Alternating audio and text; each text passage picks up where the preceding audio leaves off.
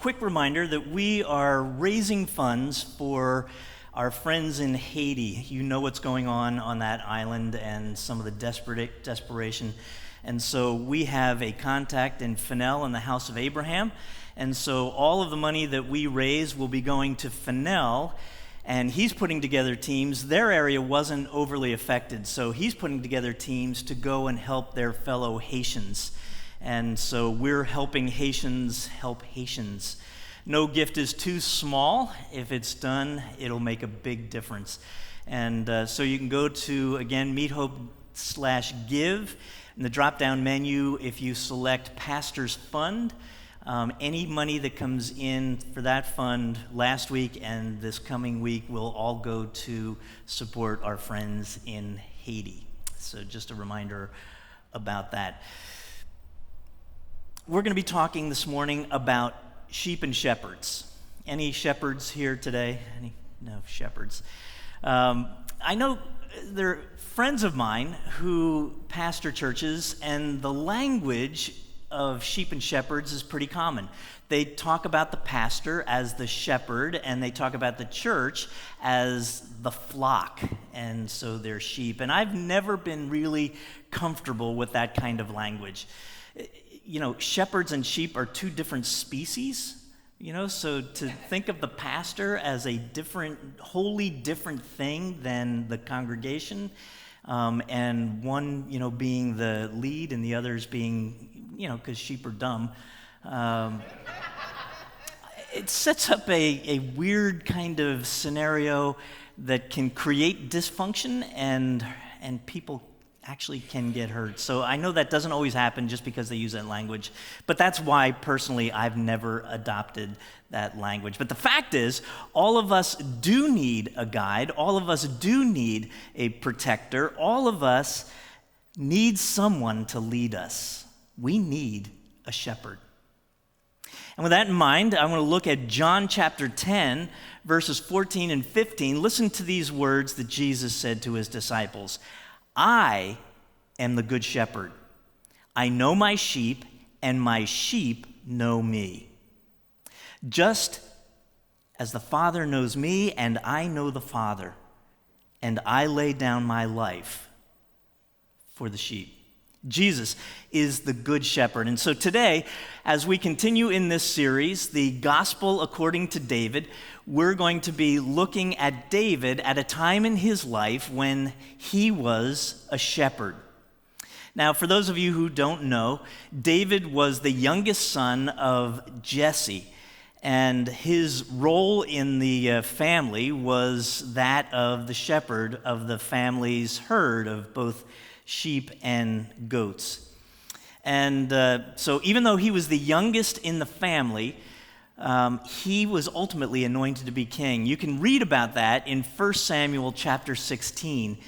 So real briefly, God was done with Saul. Saul had gone off the rails, and God was done with King Saul, and he wanted his prophet Samuel to go out and to anoint a new king who would eventually become king. And so he went to Bethlehem. Samuel went to Bethlehem. He meets Jesse. He meets Jesse's sons, and he's like, none of these guys are the right guy. Do you have any other sons? And Jesse said, well, yeah, my youngest who's out shepherding. David comes in. Samuel sees David and says, this is the guy. And he anoints David to be a king. Now, it's a long story and a lot of twists and turns before David actually becomes the king, but he was anointed in that moment. Shepherding, as you may know, is considered a kind of bottom-of-the-barrel type of job. Nobody really wanted to be a shepherd. And David didn't view it that way. David understood that in this role, I can learn valuable life lessons. And in fact, he did. He learned lessons about leadership.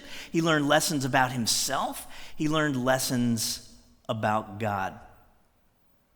And as he was out in these fields, he wasn't thinking about, this terrible job I have and so forth. In fact, as I was researching this message a few weeks ago, I came across a great quote. I wanted to share this with you. It said this: David wasn't thinking about being king when he was tending sheep. He was just doing what God set before him. That's a great definition of a spiritual life. That's a great way to live. To rather than be, at a time in your life where you feel like you're not where you want to be and so forth, rather than feeling frustrated and complaining and wasting time, we can learn from David to view this time in our lives as an educational opportunity, right?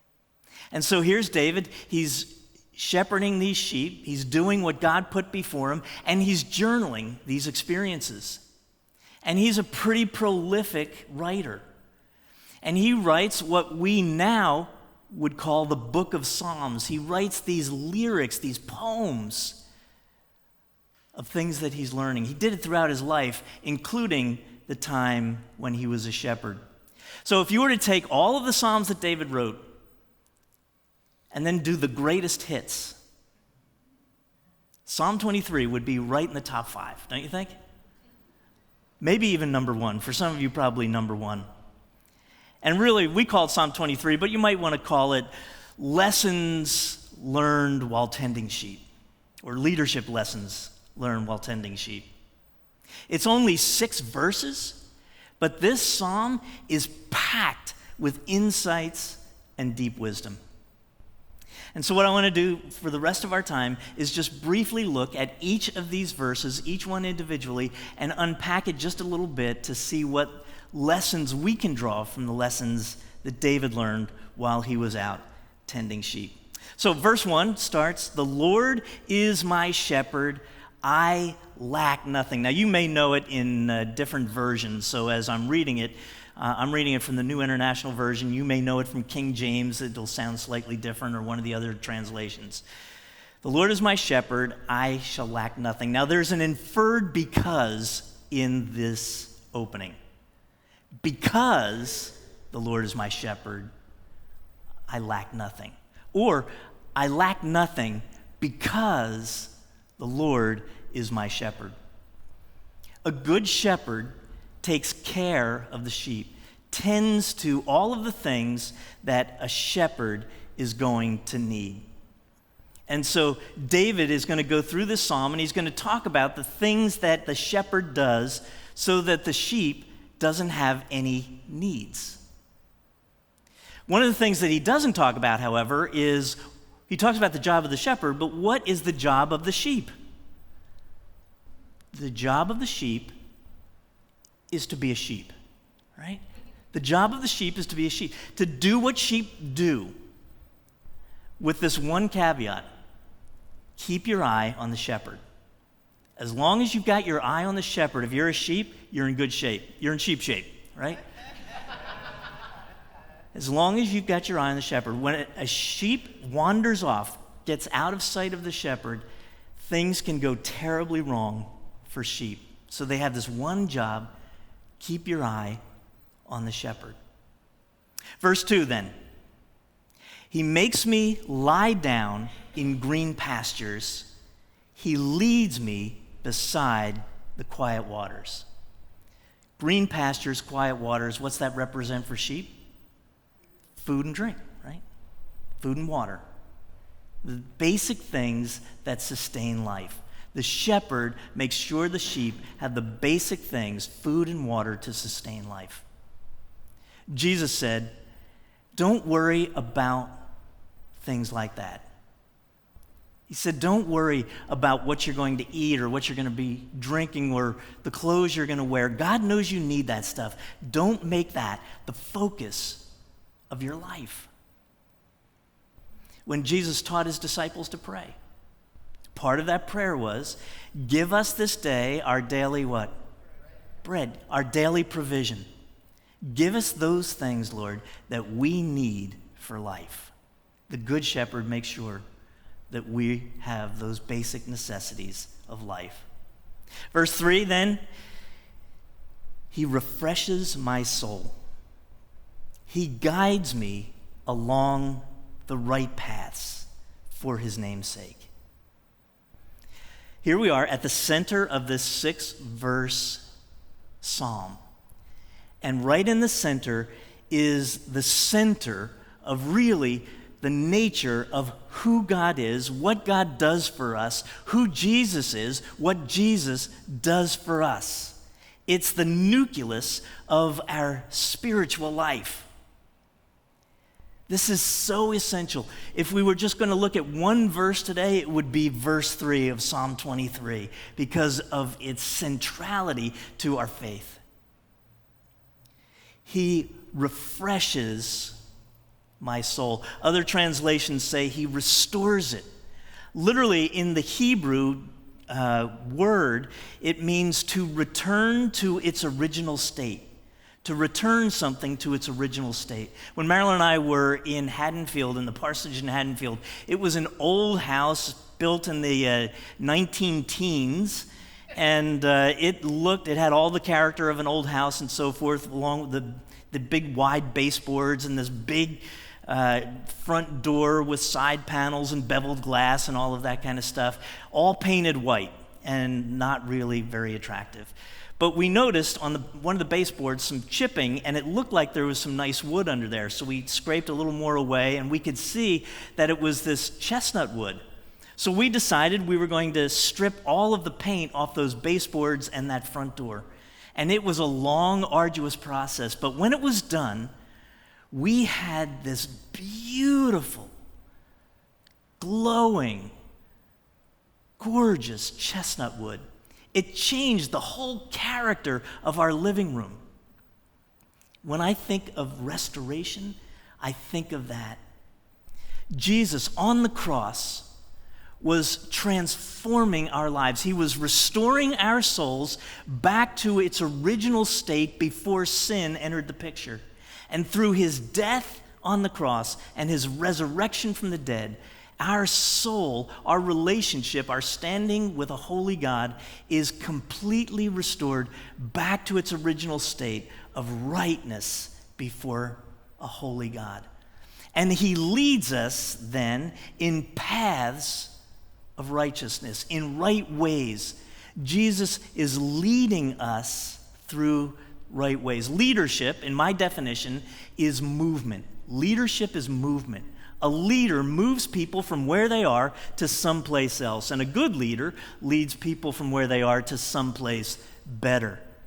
So Jesus is leading us through life. He's leading us through this experience of life to someplace better. Where's that someplace better? He's leading us home. He's leading us to our heart's true home, to an eternity with our holy God. You know, everybody dies, but not everybody finds their way home. In John chapter 14, Jesus said, I'm going to prepare a place for you so that you can be with me where I am. And I am the way and the truth and the life. No one comes to the Father except through me. Jesus is leading us home. We talk here about being a disciple, being in the process of being conformed to the image of Jesus Christ for the sake of others. That we are in this process of reformation, restoration. He's peeling away, he's stripping away all of those layers of sin and brokenness that each of us have in our lives to restore us to our original state of being right in the face of a holy God. And he's going to guide us all the way through. So then as we move then into verse 4, it says this, even though I walk through the darkest valley, I will fear no evil, for you are with me. Your rod and your staff, they comfort me. Even though I walk through darkest valley. Some of you know it as, even though I walk through the valley of the shadow of death. Notice he doesn't say, if I walk through. He says, even though I walk through. All of us walk through dark times, unfamiliar times, hard times, harsh things in life. Maybe it's something that you've experienced. Maybe you've experienced it more than once in your life. Maybe you're living in a dark period right now, and this verse is for you. Even though I walk through this dark place, it could be a job loss of income. It could be an illness, an addiction, a divorce, whatever it might be. But just as we just sang, that every victory is the Lord's, the battle is His. We belong to Him. He is the reason that we fear no evil. It's not that we're fearless, because the reality is when we're in really dark times, when we're in those valleys of the shadow, it's normal to be afraid. But we don't have to live into fear because the battle is His. And every victory comes because He is with us and for us. The shepherd carries with him two tools, a rod and a staff.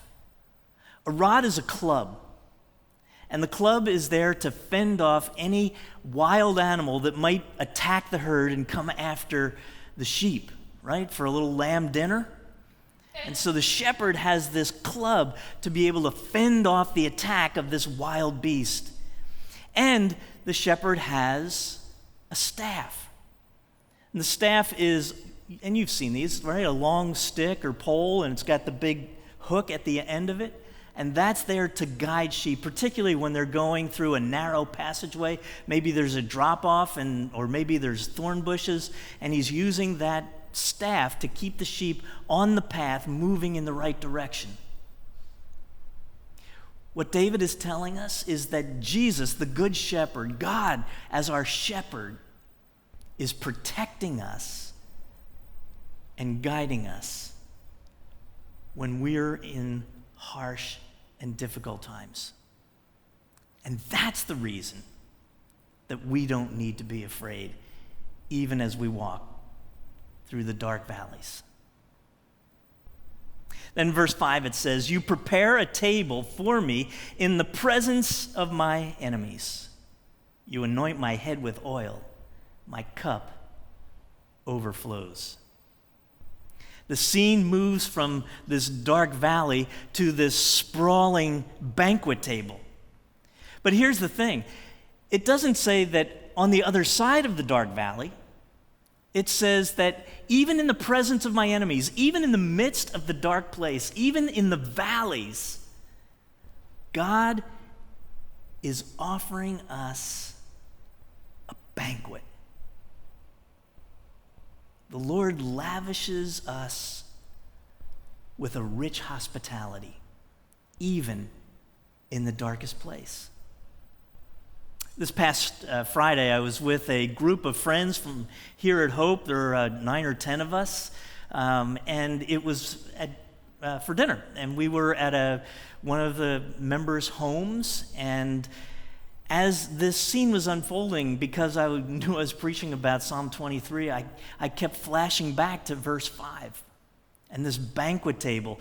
So here we are with good friends and warm hospitality, great food and drink, and too much of all of that, and of course laughter and so forth. And it was just this wonderful moment of hospitality. Here in the midst, I thought, of hardship. Here in the midst of pandemic, here in the midst of struggles that are going on around the world, here in the midst that maybe people around this table are struggling, and we have this respite of grace in the midst of hardship. A respite of grace. What that looks like in terms of our spiritual lives, what does this, really mean? It's not, an actual that God puts down a table, is it? But in a spiritual sense, God gives us a respite of grace. a deep sense of peace in the midst of the dark place, a sense of joy, an insight that gives us the courage and the ability to move forward. Sometimes there's a physical component to it, right? That God prompts somebody to send us a note that comes right at the right time to speak into our lives a word of encouragement, to do an act of kindness. It's a respite of grace in the midst of a difficult time. And then verse 6, surely goodness and love will follow me all the days of my life, and I will dwell in the house of the Lord forever. David ends this epic song with a lyric of hope. God's goodness and God's love will follow me everywhere I go, every single day. Love will be present. God's peace will be present. God's goodness will be present, even on your worst day. Goodness and mercy will follow you. And that the Good Shepherd is going to lead us through valleys of shadows, taking care of our every need and leading us to our heart's true home, where when we arrive, we will hear the words ringing through eternity as we stand before him. Well done, good and faithful servant. Come on in. This amazing psalm, written thousands of years ago, wasn't written by a scholar or a philosopher or some guy who is at the end of his life having had all of these experiences. This was written by a young man in a dead-end job, but who loved God with all of his heart. And so, my fellow sheep, what's our job? To follow, to keep our eyes on the Good Shepherd who will lead us and guide us all the days of our lives.